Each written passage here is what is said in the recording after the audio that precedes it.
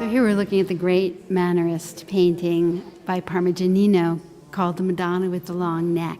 It's a fun painting. And it's a tall painting. It's big It's painting. big, and Madonna is big. She's big in funny places, too. If you look at her head is really tiny.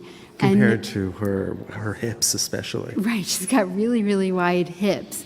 And then she comes down on these tiny little toes. So it's always seemed to me like her body is in the shape of a diamond. In a sense, she's a landscape on which Christ sits. Christ himself is also quite large. It's not just large, but look at the way he splays his body. There's this crazy kind of torsion with his arm falling almost dislocated from his shoulder. There is a precedent for that way that his left arm falls down. If you think about Michelangelo's Pietà and Christ here as a child, but perhaps echoing when Mary will hold Christ in images like the Pietà when Christ is dead. And in fact, Christ looks asleep, but there's also a way that he looks dead, too. So that reference actually, in some ways, explains the mass of her lap, because in that sculpture, Mary is quite substantial in order to be able to support the dead body of her son. It's so clear when we're looking at this that we're not in the High Renaissance anymore. So what happened? Yeah, Mannerism happened. It's almost like the artists of the High Renaissance had done everything that could be done. They had perfected the naturalism that they had sought after since the time of Giotto. So all of the illusionism that was at the service of the High Renaissance is here being used to distort and to transform the body. It's not so much an ugly deformation as a kind of deformation that accentuates a kind of extreme elegance. Exactly. It takes that ideal beauty and elegance that was in the High Renaissance, that was there, and exaggerates it. And one way of thinking about Mannerism is to think about it as art taken from art instead of art from nature. You know, we think about the Renaissance as being based on observation of nature and the natural world.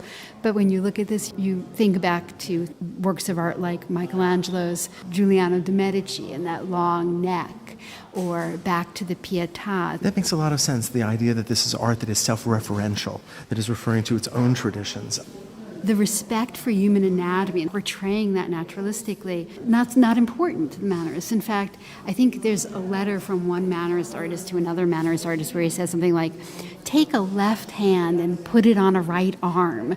It's like there's a willful complicating of the body. And setting up relationships between forms that are absurd. Look at the relationship between the vase that's being held by the angel in relationship to her thigh.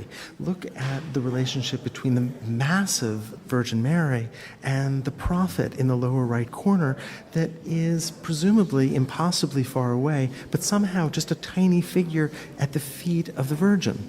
And look, too, at the way that the Virgin holds her hand to her chest with these impossibly long, almost boneless fingers.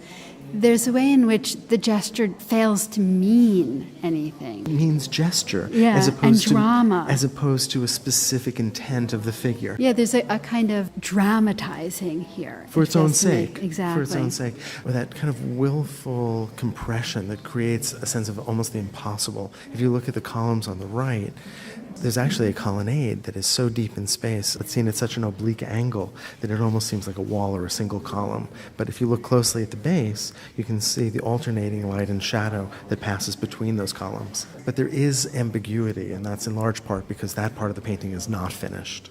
So Mannerism, it seems to be this intense reaction to the perfection of the High Renaissance. You know, you have the Renaissance, in a sense, building itself into a kind of extreme naturalism, and then there seems to be almost a kind of flailing reaction against those strictures. Or a sense that there was nowhere to go except to do something really different. Now, all of these ideas were very much a part of a culture of the court, and I think it's important to recognize that there was a very specific, very learned audience for these kinds of paintings. And so these were not paintings that were made for the artist's own wild interest. This was considered a kind of high intellectual, almost game.